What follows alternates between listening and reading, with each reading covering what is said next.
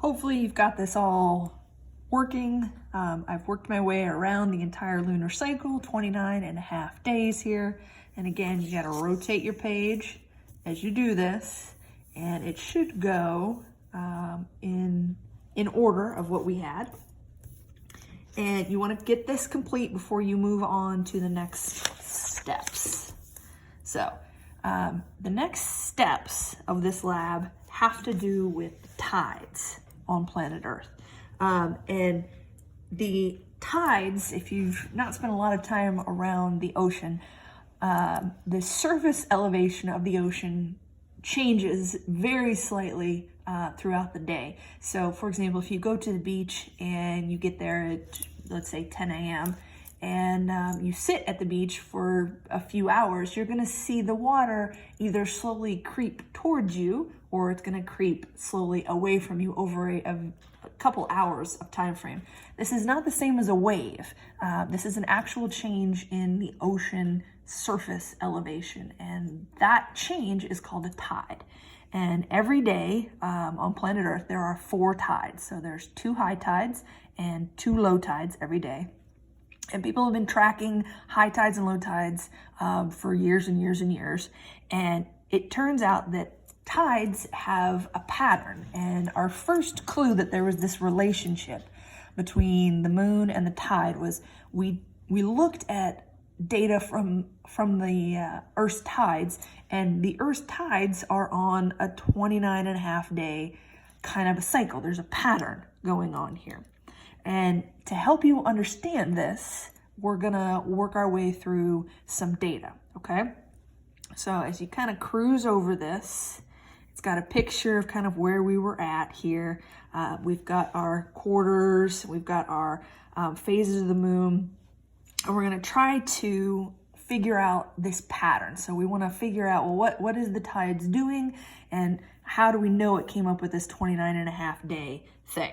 Okay, so if you flip the page and you look at this. So I'm on page 93 in your lab manual, and this is a pretty intimidating chart here. What it's telling you is this is a tide chart. So these are just the high and low tides every day for 3 months. So we've got the entire month of January, February, and March, and this is tide data for a location in France. Now, I picked this location in France because it has an unusually big tidal change, and you'll see what I'm talking about here in a second. But normal tidal range is only a couple of feet, maybe throughout the day. So if you were to go to Florida, for example, the high tide the elevation is gonna change maybe a few feet. This tidal change is pretty big, so I wanted to use it so that the relationship is a little bit more obvious when you look at it. So the way you read this tide chart, so it's giving you a lot of information. So January 1st, so it's giving you the day, it's giving you the time. So these times are in military time. So again, these are 24-hour, based on 24 hours. So this first time, 0437, I don't know how well you can read that from the screen, but 0437, that top number, that is 4:37 a.m. And we have a height of 17.1. So that is a high tide. So when you see a big number like that, 17.1, that's a high tide. That means that the tide has literally crept upwards on the beach, and we have a height of 17.1 feet. Now, the tide chart goes on, and it gives you just the high and low tides, maximum and minimum every day for 3 months. So at 10:40 a.m., our tide is down to 3.6 feet. So the change here is like 13.5 feet. That's significant. That's a huge tidal change. So if you go to Florida, the tide doesn't change nearly this much in most parts of Florida. So this in France is a big one. If you were to sit there, so at 10:40 in the morning, we've got a low tide happening. If you were to sit there until 16:58, which is roughly 4:58 p.m., so 4:58 in the afternoon, the tide is back up to 16.7 feet. That huge change happened in roughly 6 or so hours when you're looking at this. So if you were to sit on the beach for 6 hours, you'd notice the actual elevation changes significantly over a few hours. 23:02, so that's 11:02 p.m., your tide is back down to 3.8. If we look at January 2nd, we've got 05:19, so 5:19 in the morning. We got our high tide, we got a low tide, high tide, low tide. Keep working your way through here. As you work your way down, so let's just jump to a week. So January 7th, let's say. We've got, we got a low tide starting out, and then we got a high tide. Notice how the numbers are not the same every day. Okay, so we've got 4.9 is a low tide. Up at the top, we had 3.6 as a low tide. Now we're at 4.9, 5.1, 5.6. Okay, let's keep cruising here. So we're down here. Let's say January 14th. We're back up. So we've got 14.8, 5.7. Let's keep looking here. How about the 20th? Ooh, the 20th. We've got a low tide at 3 feet. We've got a high tide at 18 feet. So it's big numbers again. We keep looking, Let's say the 28th. We're down like 15.1 is a high tide, 5.1 is a low tide. So it looks almost random, but it's not. And we want to figure out, is there some kind of predictable pattern happening in January? Is there some way to predict the tides, or is it completely random? Well, to do this, we're going to use this data and we're going to graph it. Okay? So you're going to have to graph. To do this, it would be easiest if you have 2 colors to do this. Okay? So what we're going to do is construct a line graph based on that previous tidal data. And we're going to do the month of January. Now, you've got 3 graphs to do here, so just FYI, this is the month of January. You're going to have to do February and March also. You're going to use 2 different colors, one color for the high tide data and a different color for the low tide data. Connect the dots when you're done, and there should be 2 different colored lines on your graph. Okay, you are only to graph the higher of each day's high tides and the lower of each day's low tides. Let's repeat that. You are only to graph the higher of each day's high tides and the lower of each day's low tides. So the higher of the high tides and the lower of the low tides. Okay, cool. All right, so let's see what I'm supposed to do here.